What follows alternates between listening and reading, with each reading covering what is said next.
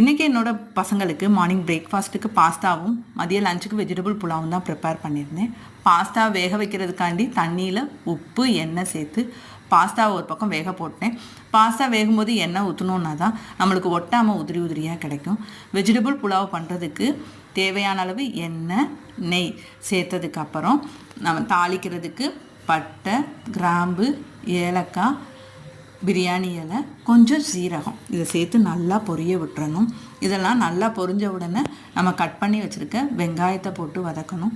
வெங்காயம் நல்லா வதங்கணுன்ற அவசியம் இல்லை, லைட்டாக கண்ணாடி பதம் வந்தால் போதும். கண்ணாடி பதம் வந்த உடனேயே பச்சை மிளகாய் இஞ்சி பூண்டு விழுது இது ரெண்டையும் போட்டுடணும். பச்சை மிளகாய் நான் 2 தான் ஆட் பண்ணியிருக்கேன். என் பசங்க ரொம்ப காரம் சாப்பிட மாட்டாங்க, நீங்கள் உங்களுக்கு தேவையான அளவு ஆட் பண்ணிக்கோங்க.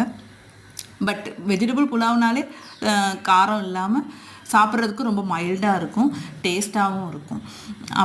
இது வதங்கி முடித்தோடனே கட் பண்ணி வச்சுருக்க வெஜிடபிள்ஸ் நான் உருளைக்கிழங்கு கேரட் பீன்ஸ் கொஞ்சம் பட்டாணி அதை சேர்த்து நல்லா அந்த வெங்காயம் இஞ்சி பூண்டோட ஒரு வதக்கிட்டேன். நீங்கள் தேவையான வெஜிடபிள்ஸ் வேணும்னா ஆட் பண்ணிக்கலாம் எக்ஸ்ட்ரா கூட.